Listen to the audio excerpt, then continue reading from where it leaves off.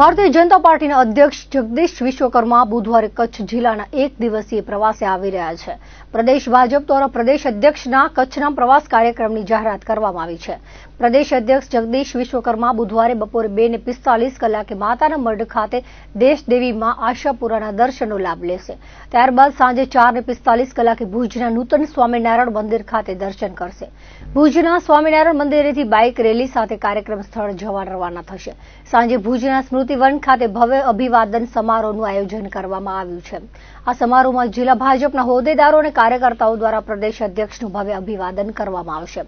પ્રદેશ ભાજપના અધ્યક્ષ તરીકેનો પદભાર સંભાળ્યા બાદ પ્રથમ વખત કચ્છની મુલાકાતે આવી રહેલા જગદીશ વિશ્વકર્માની આવકારવા કચ્છ જિલ્લા ભાજપ સંગઠનમાં ભારે ઉત્સાહ જોવા મળી રહ્યો છે।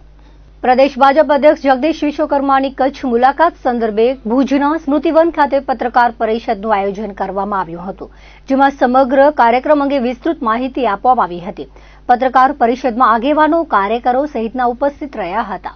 સમગ્ર જિલ્લામાં આ જે અમારા નવનિયુક્ત પ્રદેશ અધ્યક્ષ શ્રી જગદીશ વિશ્વકર્માજી પહેલી વખત કચ્છ પધારી રહ્યા છે, ત્યારે સમગ્ર ગુજરાતમાં એમનું 1 to 1 બધા જિલ્લાઓમાં પ્રવાસ થવાનું છે। એ એમના પ્રવાસને ખાસ વિશેષતા એ ખાલી અભિવાદન એટલે અભિવાદનનો કાર્યક્રમ છે, પણ ખાલી અભિવાદન કરવાની પણ એ કાર્યકર્તાઓને મળવા, જૂના જનસંઘના કાર્યકર્તાઓ, પાર્ટીના વરિષ્ઠ કાર્યકર્તાઓને મળશે, એમની સાથે ભોજન લેવાનો કાર્યક્રમ છે। એટલે જેને પાર્ટી માટે ખૂબ ભવિષ્યમાં કામ કર્યું એવા સિનિયર અમારા જનસંઘના કાર્યકર્તાઓ પણ એમને મળવાના છે।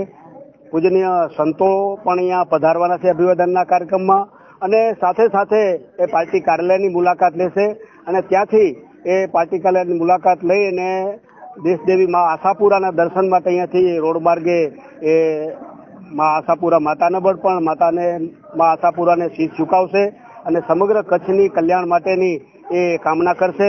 સાથે એ ફરીને પાછા માતાના બળથી આવીને સ્વામિનારાયણ મંદિરે ભગવાન સ્વામિનારાયણના દર્શન કરી અને ત્યાંથી અમારી સમગ્ર જિલ્લામાંથી પધારેલા યુવાનો લગભગ 1000થી ઉપર બાઇકો દ્વારા એ બાઇક રેલી દ્વારા અહીં કાર્યક્રમમાં પ્રત્યક્ષ પધારવાના છે। અહીંયા પૂજનીય સંતોનું એ અભિવાદન કરશે, પ્રદેશ પ્રમુખજી એનું સ્વાગત કરશે, જનસંઘના અમારા જે કાર્યકર્તાઓ છે એને પણ સન્માનશે અને ત્યારબાદ એમનો કાર્યક્રમ એમને સન્માનવાનો અભિવાદનનો કાર્યક્રમ એ થવાનો છે।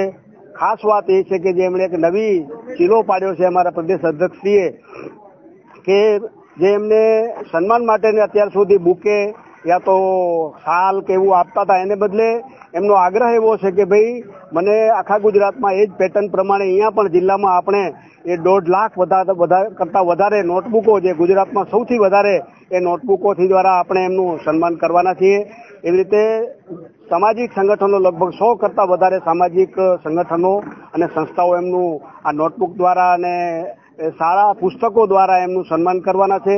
આ નોટબુકો અને પુસ્તકો છે જિલ્લા કાર્યાલય ઉપર રહેવાના છે।